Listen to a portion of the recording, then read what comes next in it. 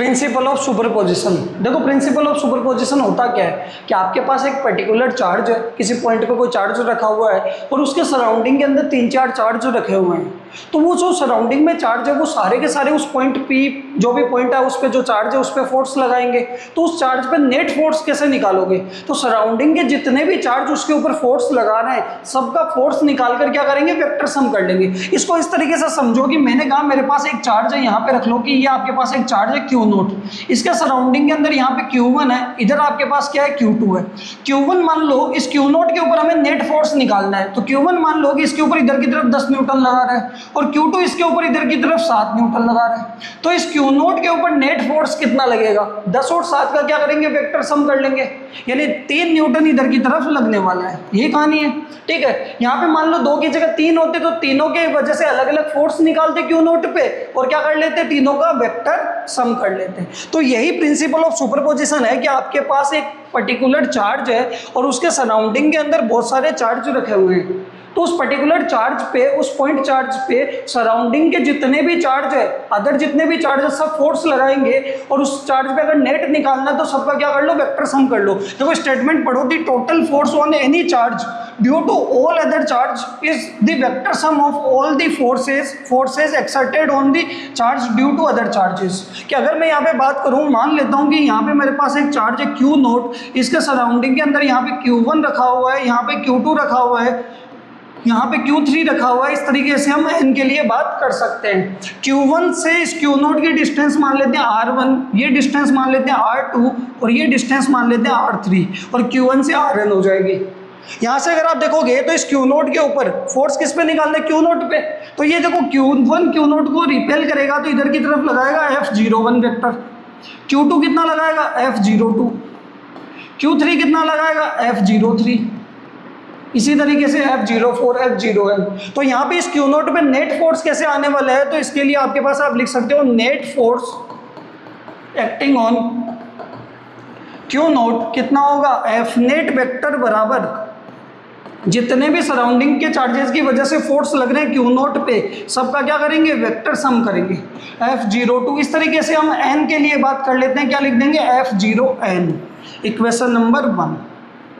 बताओ क्लियर है? F01 vector निकाल लेते हैं, 02 वेक्टर निकाल लेते हैं, 0n वेक्टर निकाल लेते हैं, यहाँ पे पुट कर देंगे तो हमारे पास डेरिवेशन तो हो जाएगा। और न्यूमेरिकल्स के अंदर वेक्टर सम करने का तरीका हमें पता है, ठीक है, वो भी उसका न्यूमेरिकल कराऊंगा, आपको कॉन्सेप्ट क्लियर हो जाएगा। यहाँ से अगर आप देखोगे कि सबसे पहले F01 की वैल्यू निकालते हैं, यानी क्या निकालते हैं, फोर्स एक्टिंग ऑन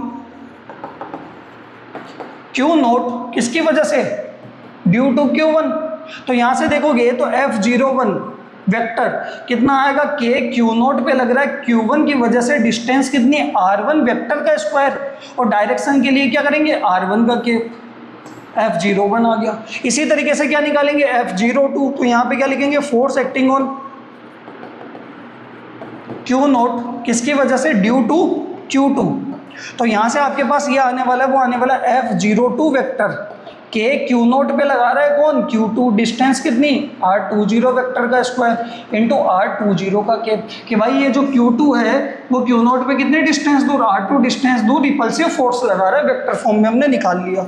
ये F02 हमारे पास आ गया, ये किसकी वैल्यू आ गई, F02 की।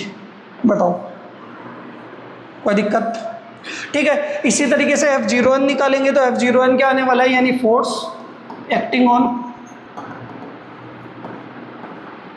Q0 due to Q1। तो आपके पास कितना आ जाएगा, F01 वेक्टर, यानी K Q0 Q1 के बीच की बात है, डिस्टेंस कितनी होगी, Rn वेक्टर का स्क्वायर, और डायरेक्शन के लिए Rn का K।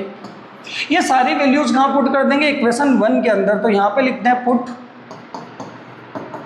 Value of F01 vector, F02 vector dash dash F0n vector in equation 1।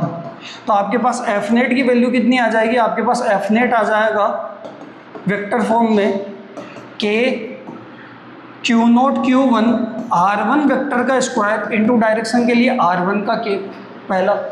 फिर F02 लिखेंगे तो क्या आ जाएगा, K Q0,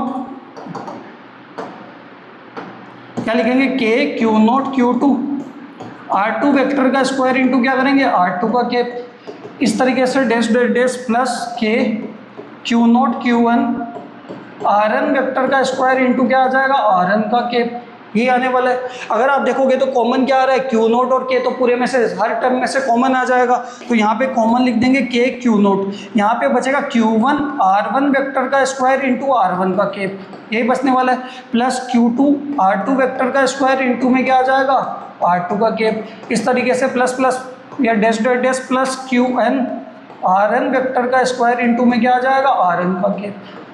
बताओ ये होने वाला है। यानी अगर आप इसको समीशन की फॉर्म में लिखोगे तो आपका एफ नेट कितना आ जाएगा के क्यू नोट तो कॉमन, ये देखो एडिशन हो रहा है तो एडिशन में हम क्या लिखते हैं समीशन, यहाँ पे वैल्यू मान लेते हैं आई की वैल्यू 1 से n, और ये जहाँ जहाँ Q I R I vector का स्क्वायर इंटू आर आई का केप, देखो आर आई का केप, आई की वैल्यू यहाँ पे सबसे पहले 1 रखेंगे तो ये पहली टाइम आ जाएगी, फिर प्लस करके क्या रखेंगे 2 रखेंगे ये आ जाएगा, 3 रखेंगे n तक लेके जाएंगे तो यही सेम इक्वेशन वापस बन जाएगी। ये आपके पास फोर्स का फॉर्मूला होने वाला है, प्रिंसिपल ऑफ सुपरपोजिशन का डेरिवेशन होने वाला है।